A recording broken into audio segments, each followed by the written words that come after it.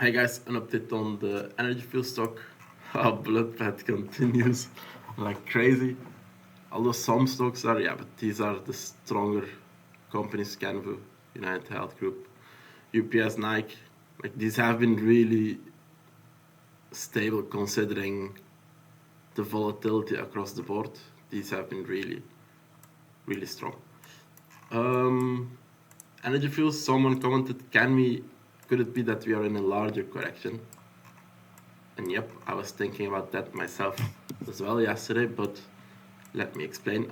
I'm still leaning towards first one more push, but this is the chart, okay? You can see here in blue 5 waves in wave 1. This was from 2020 until 2021, okay, so over a year. Then we had this, I labeled it as a wave 2, and now we need to be in a wave 3, okay? Inside here, the count we are on, have been on for the past months is 1, 2, 3, now wave 4, and then one more wave 5. So now the question is to you, is this 5-wave move gonna be all of this wave 3? No, because that's way too short, okay? What I did is for that wave 3 then, in yellow, I have this box on the chart to see where we want to go with this wave 3, okay? Like this, starting at 125, okay? So if you now get one more push or not, we have not reached this yet, so I can't label this as a wave 3. What I can do is, because we have not crossed the 1-to-1 fib yet, this means that comparing this move to this move, this secondary move is shorter than this move in price length, okay? So that could be then that this is a 1-2 and this is gonna be another 1-2 as long as we stay below this and we do a larger correction, okay? Is this secondary 1-2 already started? Potentially, if this fifth wave is never gonna come, we have to swap to that scenario, this being already a secondary 1-2, 1-2, okay? And we're now preparing for this next big wave in a 1-2, 1-2, 3, 4, 5, and then 4, 5, okay? So that's the idea. Now let me zoom in.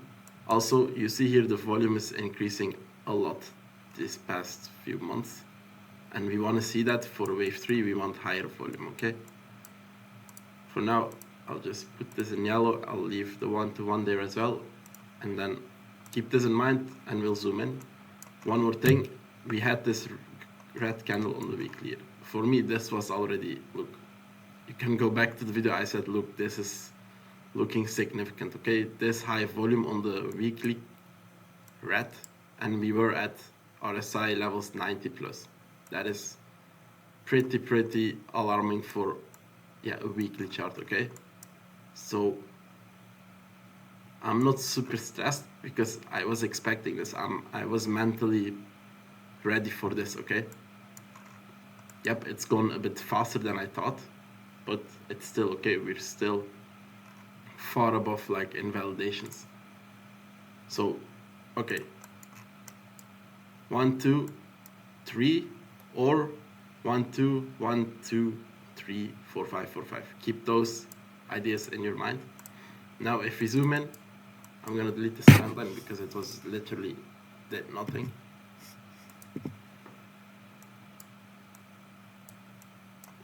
So here now I have 2 fibs. I'm gonna delete this and delete this. Let's just first look at it this way. For me, you can see here we have a clear 1-2, and then here I see this as multiple 1-2s because it's just price goes up and down, up and down, up and down, very sideways without doing a real move to the upside like here, okay? So then for me, this is a sequence of 1-2s. We have a third wave here. This is a 4-5. Maybe this is another 4-5, and then this is another 4-5. And I see these 4-5s as the follow-ups of these 1-2s here. also then, because you see here the wave 2s are so short, and then these wave 4s also like are really short in time. We've never had a larger sideways or like correction here in, like, if you look at time, okay? That's why I still lean towards, yeah, maybe this is finally it now. We're correcting this wave 2, 3, and now this wave 4, and then we still get a wave 5, okay? That's my idea still. I'm still leaning towards this, even though it's now really getting deep, but it only invalidates once we hit the 618 fib. And that's here at $8.60.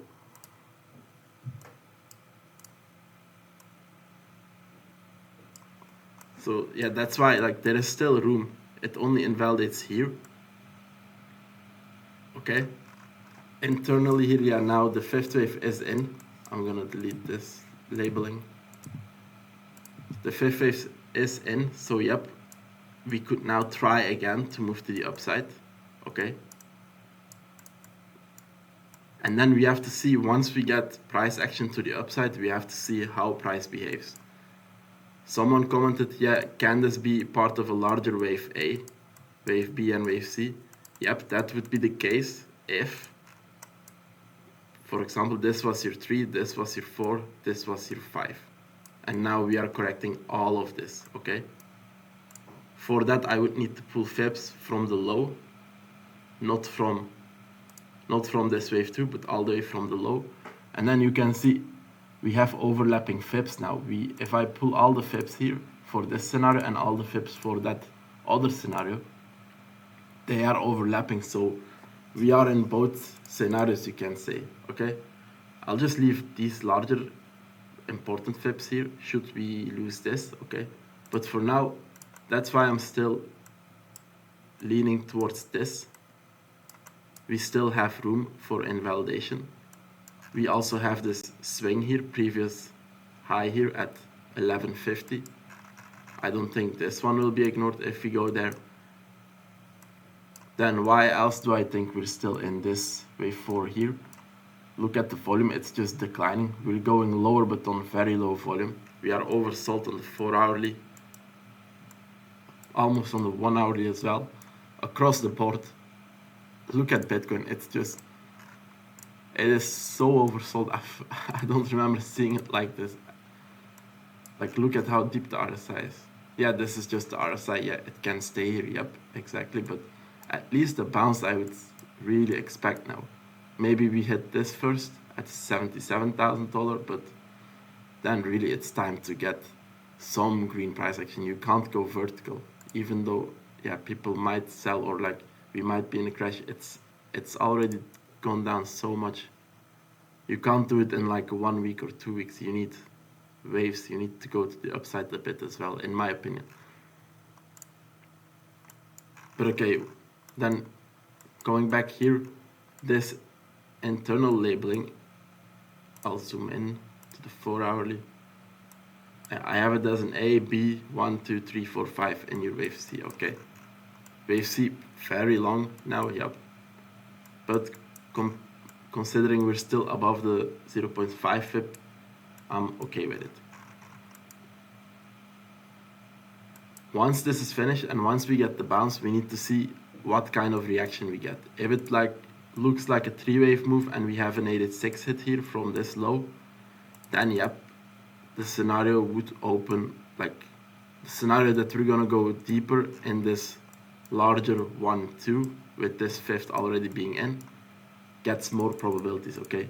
Because we can then say, okay, this looks pretty corrective to the upside, okay?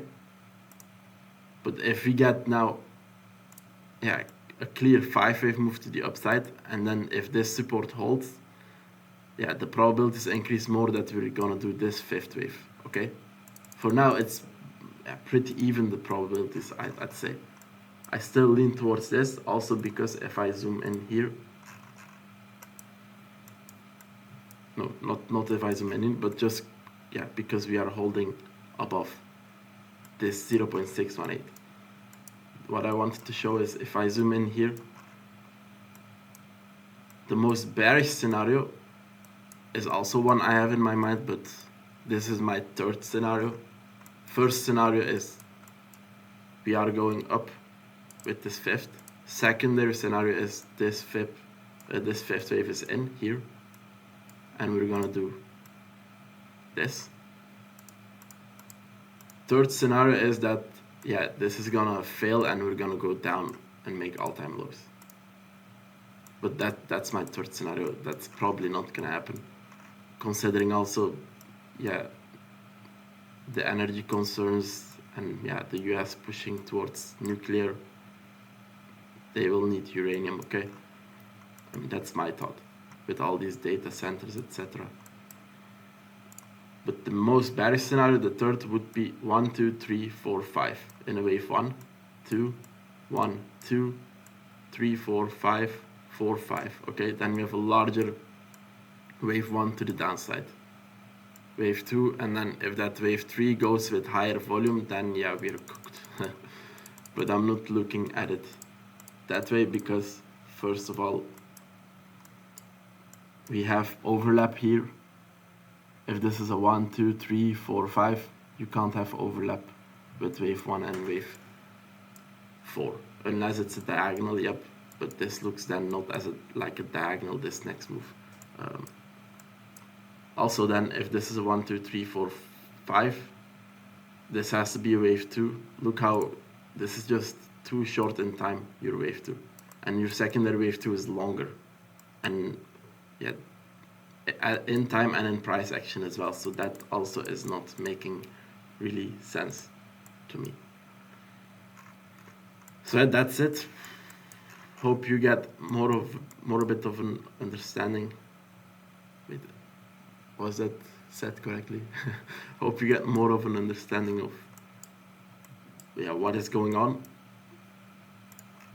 Important is to zoom out when things like this happen and, yeah, look at it again.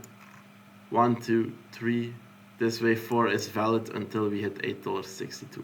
Okay, that's why I still have it on the chart, and that's why I still lean towards it.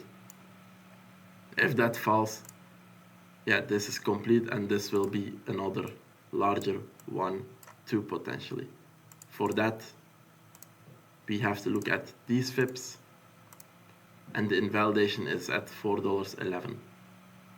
Okay, so very unlikely in my opinion. We also have now below is this swing at 11.48, and then I can also pull, yeah, volume profile here of this range.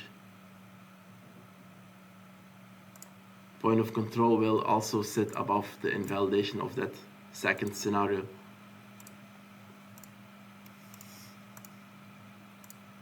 You have here a 4-year consolidation and the point of control of that. I don't think we're gonna lose this, okay? Then here we have a breakout candle. We've never, like, you have people that label these things. You have a breakout candle, we never really back tested it. So I can put this on the chart as well here. But yeah, you see there is a lot of support still below us and like a lot of strong support, okay?